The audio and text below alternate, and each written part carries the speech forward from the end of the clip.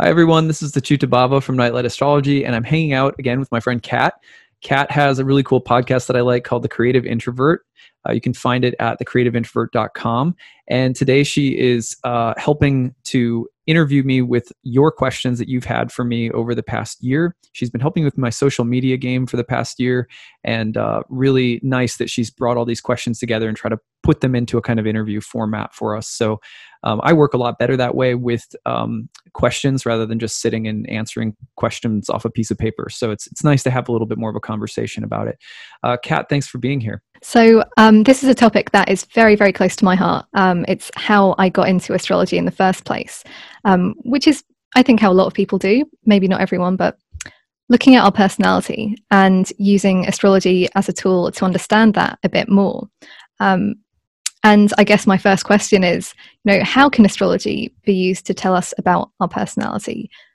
Right. So from the traditional standpoint of ancient astrology, our karma, which sometimes people think of exclusively in terms of the events that happen to us that seem to come from the outer world, like who I meet or where I work, or stuff that seems unconnected to us personally.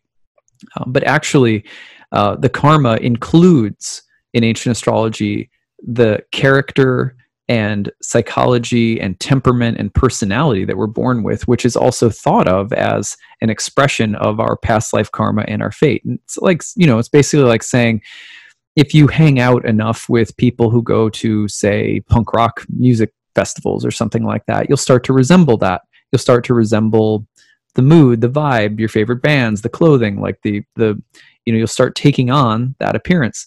So similarly, in ancient astrology, the character, psychology, temperament that we are born into is thought to be carryover of the patterns that are familiar to our soul. And also the psychology that we're born into is just as educational with its strengths and weaknesses for the soul as are any events that happen to us in the external world, like, I don't know, having a kid or getting married or what kind of job you have. So astrology's always had a psychological component built into it. And the psychological component, I think it was Heraclitus that said character is fate.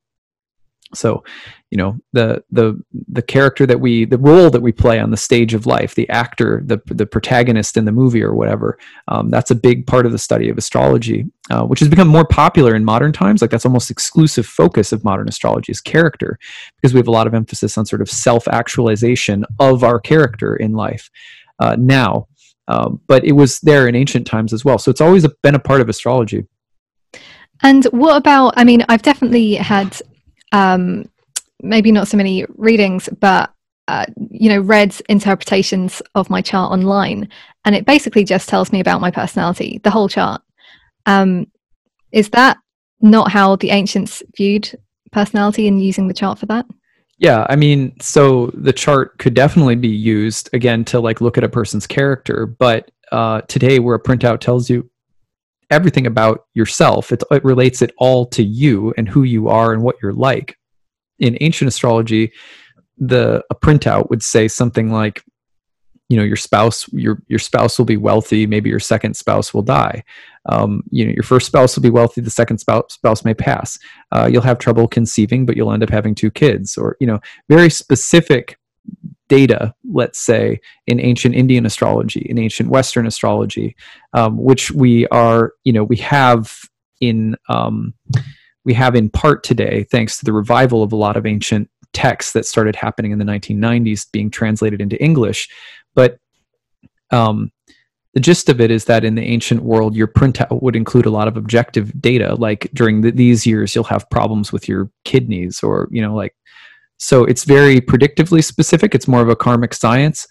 And there would be a section of that printout, let's say, if you went to the online shop, whatever the version of that was in the ancient world, the printout might include something about character as well. But the earliest interpretations, if you go back to the earliest horoscopes, take a bunch of information, and they might say the delineation might be 4 or 5 sentences. That was literally, not much different in a sense than a kind of elaborate fortune cookie. So they weren't super sophisticated in the beginning, and they were much more about external circumstances, wealth, sickness, whatever.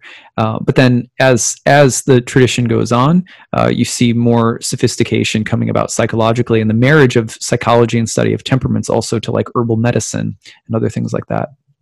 Yeah, so do you think that's just a result, and especially maybe for much longer, but even in the last like 100 years, as we've kind of got more, I guess sophisticated in how we're seeing the psyche, like the personality of somebody? Do you think that's just been reflected in astrology? Yeah, I mean, astrology, one of the great things about astrology is that it's survived thousands of years because it finds a way of addressing the heart and soul of people and their lives and their inner life and their outer life in different times and cultures and historical periods. Right now, it could be that we're swinging a little bit more in the direction of introspection, self-actualization, self-help. There might be more of an emphasis on the autonomy, agency, and individuality. This is also part of what the Western world is at this time, because never before, really, in the history of the world has there been so much facility and wealth and privacy. And so that also influences the use of astrology in terms of it being more about, who am I? And because a lot of us are sitting online, playing out our online avatar 24/7 on social media or whatever. And so there's just a lot more time and space and comfort in some ways too. So that there's a lot of things that could influence it, both good and bad. But I think it's definitely a mistake to think that some people mistakenly think that the more psychological astrology is and the less predictive in terms of being able to predict external things, well, then that's more authentic. Some people will say predictive astrology is like superficial somehow compared to what's going on in your inner life. I haven't found that to be the case with my clients. I think that a combination of the two is always appropriate. People want to know what's going to happen, when and where and how. And people also want to know about how it's impacting or relating to their inner life. So I think we need both. Yeah, and they seem to tie into each other because whatever happens, we're going to respond to it in a certain way. And it's helpful to know how you're going to respond to something. I also like the idea of astrology being adaptable through the ages. I'd never really thought about it like that. It's like a chameleon. Yeah, it definitely changes pretty regularly. Yeah, so a question that we have had come in, and one that I'm selfishly very interested in, is about introversion and extroversion in astrology, and where we might, if we can even see that in the birth chart. Because I guess maybe this is a more modern, wasn't it Jung who kind of coined those terms? Mm-hmm. So what can we see in our chart about that? Well, I'm going to put your chart up on the screen. Does that sound good? Yes, we have a sample introvert. Okay. Well, Cat has a channel called the Creative Introvert, and I'm a fan because I'm an introvert. People don't think that I'm an introvert. We're going to talk about this in a second, but the chart may look extroverted, but be introverted. And that's because I think you can say more about this, but introversion does not mean someone who just is isolated and hates people. Why don't we give a definition of what introversion is that's a little healthier and just a little bit maybe dispelling some of those misconceptions? Yeah, and I think there are lots of different ways of defining it, but the one that I like is it having something to do with how you manage your energy. And an introvert is typically somebody who can be around people and can maybe even appear and in like an extrovert and be quite gregarious when they're around people, but they feel pretty drained after that, and maybe quite quickly after that, and they need their alone time to recharge. So that's one of my favorite kind of clear definitions of it. Yeah, that's great. So we're going to just use Kat's chart to demonstrate how her chart looks extroverted, but is actually introverted. And this is something that I'm usually pretty good at identifying in readings with people. Not always, but let's just say, for example, you look at this chart and you go, oh my gosh, she must be so outgoing. Look, she's got Aries sun in the 10th house, Mercury and Aries in the 10th house. Oh my God, so extroverted. Sagittarius moon. We know how gregarious those Sagittarians are, right? Okay. So those are the external shows. But there were several ways of basically understanding temperament in ancient astrology. One is going to be through the rising sign. And here we have a Cancer rising. Cancer rising is going to be more introverted and shy, or romantic, sensitive, nostalgic, but a little bit more on the private side. That's important. It doesn't just because there's a bunch of fire, you know, in the big public. The Aries piece here, or the Cancer rising piece here, is important. So that's where we start. We say to ourselves, anytime you see Cancer rising with a bunch of Aries in the 10th, which is where it'll always be if there's any planets in Aries and you have a Cancer rising, you go, okay, well, let's just see what the moon is doing. Well, moon is below the horizon, so it's not a visible moon. Even though it's a fiery moon, it's not visible. Oftentimes when you have a person that's a Cancer rising and the moon's anywhere below the surface, there's going to be a more nocturnal, private side to them. So that's one thing. But even more important than that is that in ancient astrology, temperament and character were analyzed. Like in modern astrology, you look at everything in the chart psychologically. My Mars, my Venus, my Mercury, my Saturn, blah, blah, blah. And everyone interprets all of it psychologically. But in ancient astrology, actually, you would look at the moon, the ascendant, and Mercury in most, say, temperament calculation formulas. So here we look at Mercury to get something of the mindset. And the mindset is hugely important for temperament, as is the moon, as is the rising sign. And what we see here is you were born with a Mercury. Yes, it's public, but it's in a square with Saturn. And Saturn is the great, most explicit planet of introversion. The reason for that is that generally Saturn is solitary, where Saturn gets its energy from being alone or distant or somewhat remote, or in concentrated periods of focus or study or something like that. When you have Mercury, representative of the mind and the general intelligence, Mercury, for example, rejoiced in the first house traditionally, which is the place that we look for temperament and psychology. Modern astrology people will be like, oh, the superficial part of your personality is the first house. In ancient astrology, no, it was the core of your personality. Even more important generally than your sun sign. So here we have Mercury rejoices naturally in the first house. So that's why we also include it in the study of temperament and psychology. Mercury is square to Saturn in a very tight, close square. And it's in public houses. The 7th house has a lot to do with our social interactions with the world, and the 10th with our practices in the world. But you are a media personality who talks about introversion and are an introvert. And Mercury Saturn is often like that. In my chart, for example, I have Mercury square to Jupiter, like to talk a lot, and then Mercury square to Saturn, which means I'm also an introvert and kind of monastic. So that Mercury square to Saturn is classic trait of introversion, and it's public in your chart. That doesn't mean that you are public. It means some part of that Mercury Saturn expression, which you may experience as a relatively more introverted, is going to show up out in the world. So that's part 2. And there's one more thing. Okay, you can see the moon, and then we've got Mercury, Saturn, like this. The final thing is that one of the planets that gives us a lot of symbolism about our social life is Venus. And Venus is in the 12th house, which is the joy of Saturn. Venus in the 12th house doesn't mean, sometimes it can mean all sorts of really freaky stuff about love or, you know, gossip or enemies, like kind of nasty stuff. But in the case of Venus in the 12th house, in Mercury's sign, we are tracing this Venus in the 12th back to the Mercury-Saturn dynamic, which can give you, by the way, it's Mercury and Venus are in a sextile with one another. So media, technology, you know, social media strategies, which you've been helping me with, et cetera, linked in with your career. But yeah, coming from a more secluded place, coming from a more private place, or even, you know, more like this is the kind of person who could, you know, work from home comfortably designing digital strategies. So the Venus in the 12th also tips it off here. Anyway, those are just some fun craft points, but it just illustrates the main concept, which is that people often misread extroversion versus introversion in a chart because they're not looking carefully at the right factors. Thank you. Yeah, I agree with all of that. I think, yeah, thank you for letting me feel not so bad about a Venus in the 12th house.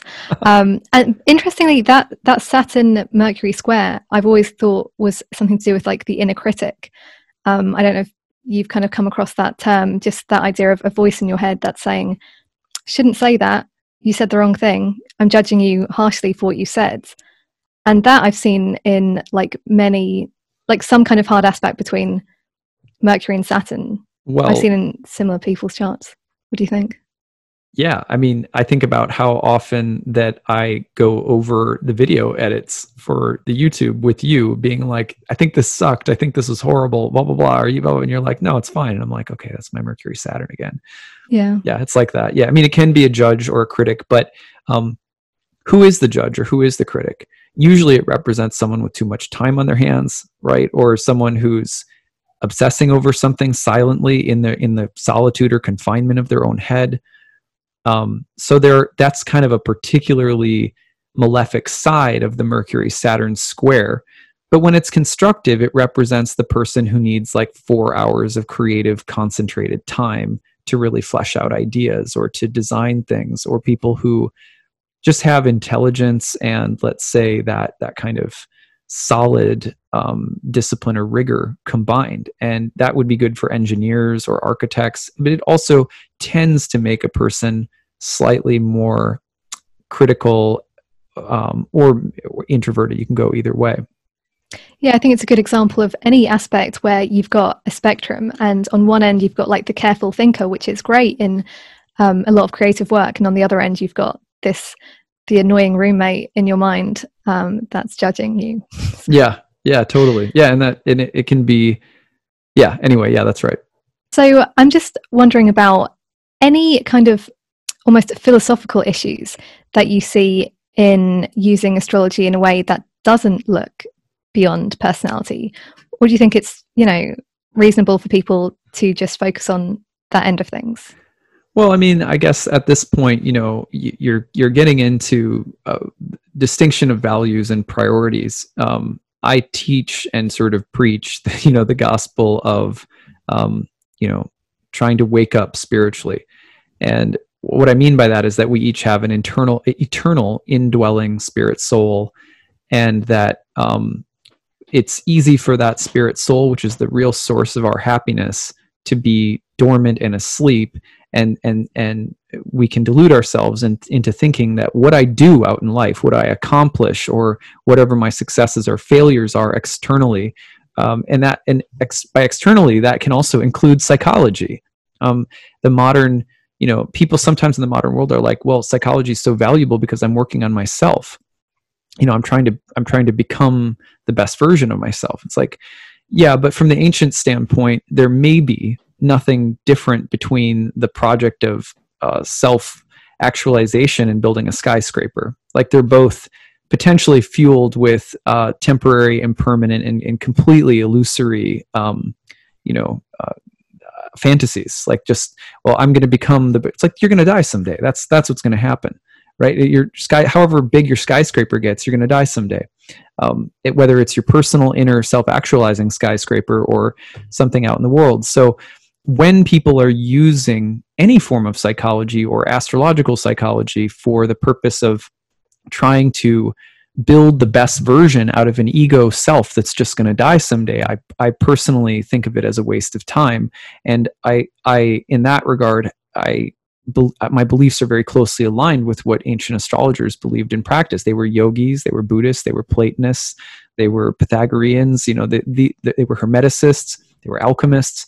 And I think that a lot of people can use psychological astrology for that very end of awakening, and they do it more in the inner planes, and that's fine. I have no beef with that whatsoever.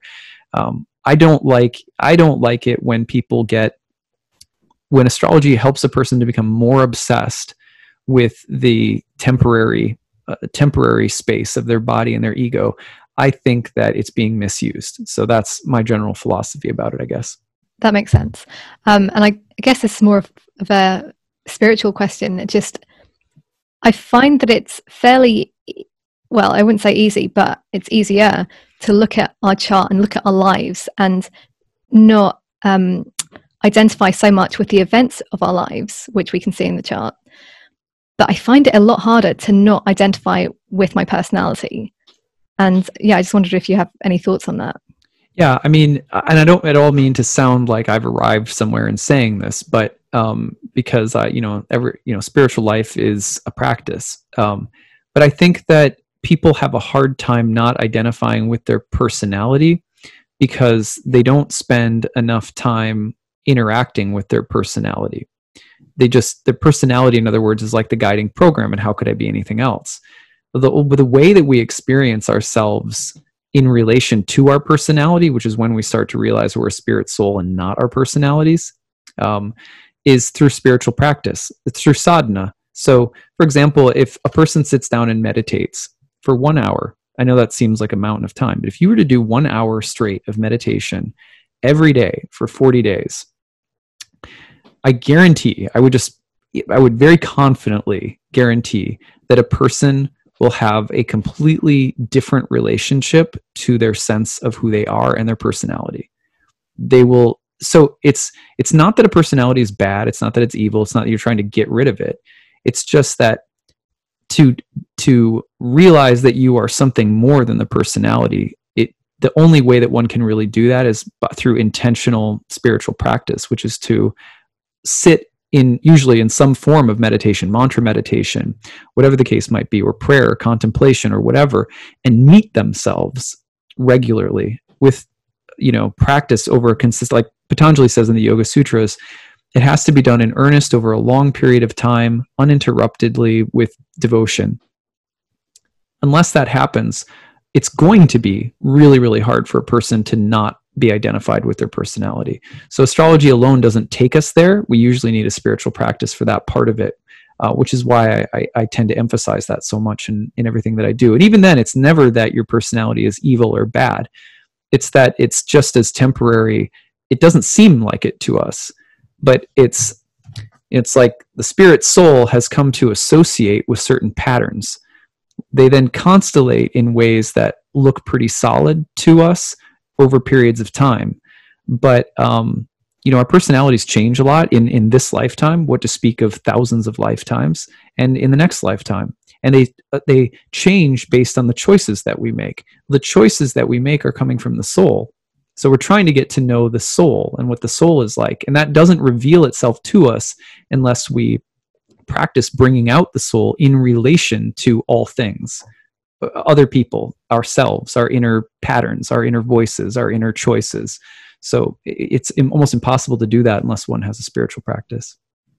Yeah. Okay. That's great. I think we can wrap it up there. Okay, cool. Yeah. Well, thank you, Kat, for being here again. This was great. And really interesting to see what we can see about introversion and extroversion. I love your podcast about creative introversion, and I think it's really great. I think a lot of people, Ficino famously said that astrologers tended to be Saturnine, which is to say that they tend to, for ancient, not everyone knows, Saturn was a very mystical planet in ancient astrology. And it's like the hermit card in tarot. And a lot of people need deeper periods of reflection, contemplation, slowness when they study astrology. And for that reason, I really recommend checking out Kat's podcast, because it's really medicine for those of us who have maybe a more hermetic, hermit-like side to us. So check it out. What is it again, Kat? It's creativeintrovert.com, right? Yeah, thecreativeintrovert.com. The Creative Introvert. Okay, cool. And you're on Instagram as well. Yes, at Creative Intro. Come say Cool. hi. Cool. Okay. Well, thanks everyone for listening, and we'll talk to you again soon. Bye.